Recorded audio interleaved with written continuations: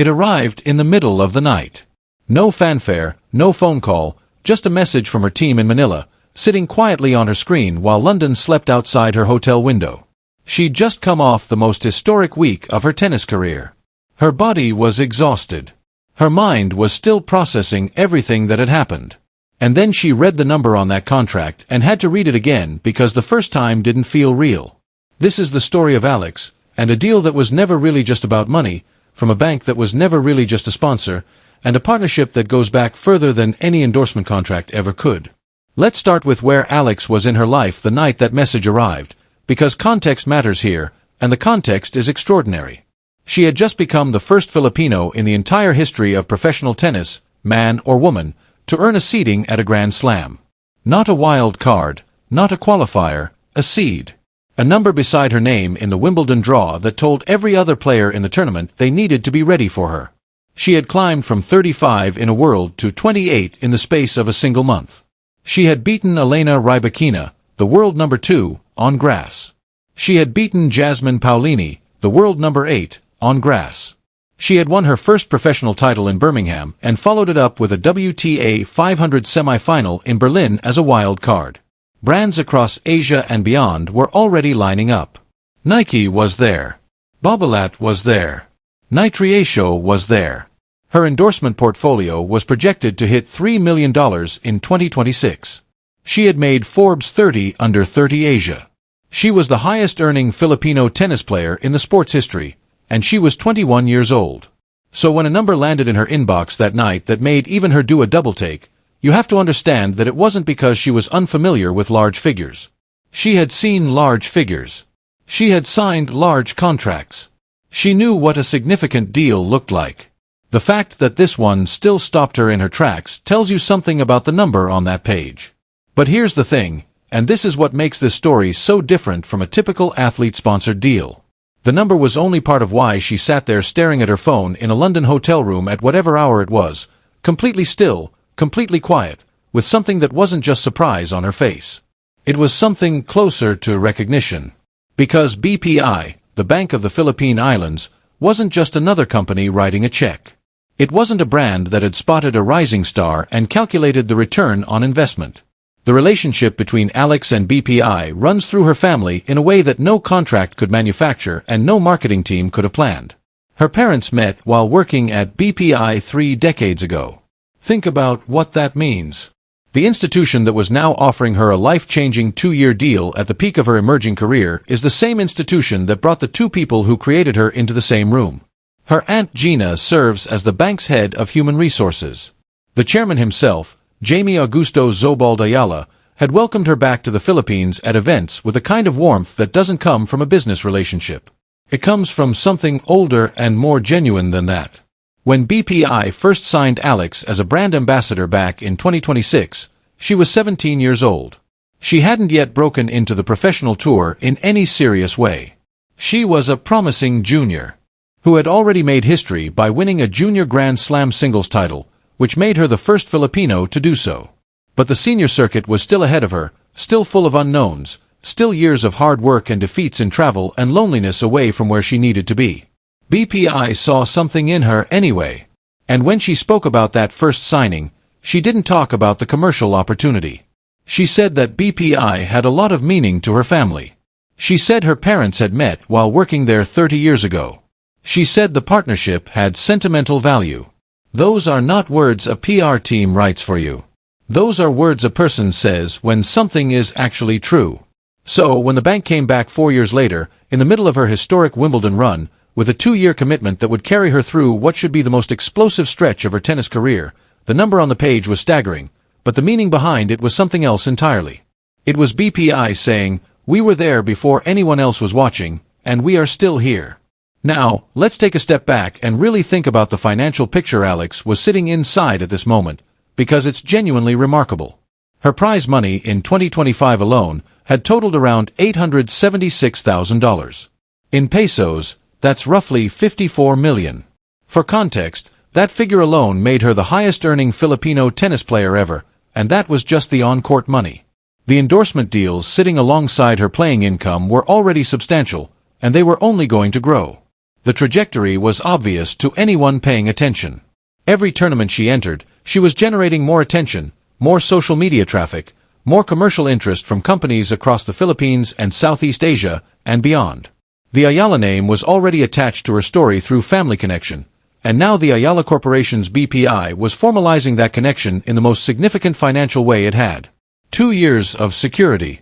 2 years of not having to calculate whether a training camp fits the budget, whether the travel costs for a tournament make sense, whether recovery between events is financially manageable.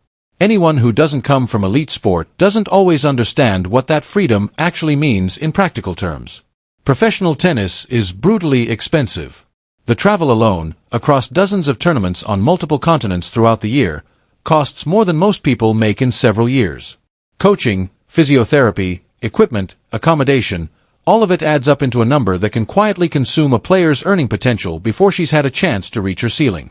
What BPI was offering Alex wasn't just a sponsorship. It was the removal of a specific kind of mental load, the financial anxiety that sits underneath everything, even for successful players who haven't yet reached the level where the prize money becomes truly transformative. With this deal in place, Alex could walk into every tournament thinking about one thing: tennis. That's not a small gift. That's enormous.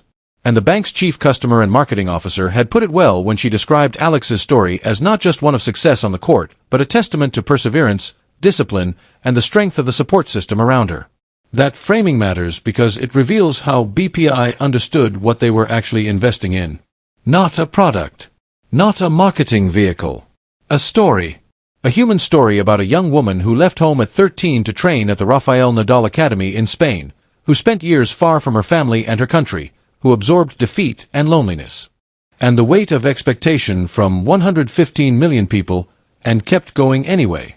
That story doesn't have a commercial equivalent. You can't create it with a budget. You can only recognize it when it's real and commit to it before the rest of the market fully wakes up to what's standing in front of it. Alex had been training at the Rafa Nadal Academy since she was barely a teenager. She'd left the Philippines as a child in many ways and grown into a professional athlete thousands of miles from home. The loneliness of that path is something people outside elite sport rarely fully appreciate. You are surrounded by other athletes, by coaches, by the structure of training and competition, but the specific loneliness of being far from everyone who knew you before you became an athlete, before you were a flag carrier, before you were a symbol of national pride, that loneliness is its own particular weight. And Alex carried it for years before the result. Results started justifying the sacrifice in ways that the world could actually see. The turning point didn't happen overnight. It was built through accumulated results, through the discipline of showing up to practice on days when the ranking felt distant and the losses felt close, through learning what her game could actually do on surfaces that suited it and adjusting to the ones that didn't. January 2026, she was ranked around 140 in the world. March 2026, she touched 29. That climb through the densest part of the WTA rankings, the part where the margin between winning and losing a round is often almost nothing, and where careers can stall for years without obvious explanation, required something beyond talent. It required the kind of internal resilience that you can't coach into someone, the kind that has to come from somewhere real. It came from her family. It came from the Philippines. It came from the millions of people who followed her matches at all hours, who planned their evenings around her draws, who showed up at tournaments on other continents in numbers that stunned the tennis establishment. And it came in a quieter but no less real way, from the knowledge that certain people had believed in her before the results made belief easy. BPI had signed her at 17, not at 21 when the seedings were coming and the top 10 wins were stacking up. At 17, when she was a promising junior player who had done something historic at the junior level but hadn't yet proven she could translate it to the senior tour. That early commitment matters. It's easy to invest in someone after they've already proven themselves. What BPI did was different. They invested in a version of Alex that still had most of her story left to write. And 4 years later, sitting in a hotel room in London with the most historic weeks of her career just behind her and what felt like an open road stretching out ahead, she was looking at the proof of what that early belief had grown into. By July 2026, about a year before all of this, BPI had already held a homecoming celebration for Alex when she returned to the Philippines. Bank executives and directors, including the chairman, the president, and her Aunt Gina, had gathered to honor what she'd accomplished and to reaffirm that they were walking with her toward whatever came next. They spoke about her Grand Slam dreams not as a distant fantasy, but as a real destination. They weren't just celebrating the past, they were declaring their investment in the future. Now, 12 months after that homecoming, the investment was being made official in the most concrete way possible. A 2-year contract sitting on a table in London, waiting for a signature that would change things in ways that went beyond the bank balance. Because here's what Alex understood as she sat with that document, and this is the part that doesn't always make it into the business coverage. She wasn't signing as an athlete accepting a sponsorship. She was signing as a daughter coming back to something that had always been part of her. Her parents' meeting at BPI 3 decades earlier wasn't just a biographical detail. It was the first link in a chain that ran through her entire existence, through her childhood in the Philippines, through the years at the Rafa Nadal Academy, through every tournament and every ranking point, and every flag waved in the stands by people who had traveled across the world to watch her play. BPI was woven into the fabric of how she came to exist, and now it was weaving itself into the fabric of where she was going. There's a version of a sponsorship story that is purely transactional. Company identifies athlete with commercial value, negotiates deal, puts logo on clothing, both parties benefit. That story is real, and it happens all the time, and there's nothing wrong with it. But that's not this story. This story has 30 years of history in it. It has parents meeting over work and building a family. It has an aunt who went to her matches and believed in her niece. It has a chairman who welcomed a young woman like a daughter because, in a certain sense, through the institution they both cared about, she was. When the BPI chief marketing officer talked about Alex embodying the bank's mission to empower Filipinos to do more, that wasn't corporate language. That was a description of something authentic. Alex had literally done more than any Filipino tennis player in history. She had gone further, climbed higher, won on bigger stages. And she had done it while carrying something heavier than most athletes ever carry, the collective dream of a nation that had never had anyone at this level of the sport before. She had told young Filipino athletes during that July 2026 homecoming to dream big, to take it step by step, and to never underestimate the small things. Those words landed because she had lived them. She hadn't woken up one morning ranked 28 in the world. She had gotten there through the accumulation of thousands of small things, thousands of decisions on practice courts in Spain and match courts across the globe. Thousands of moments when the easy choice would have been to ease off, and she chose not to.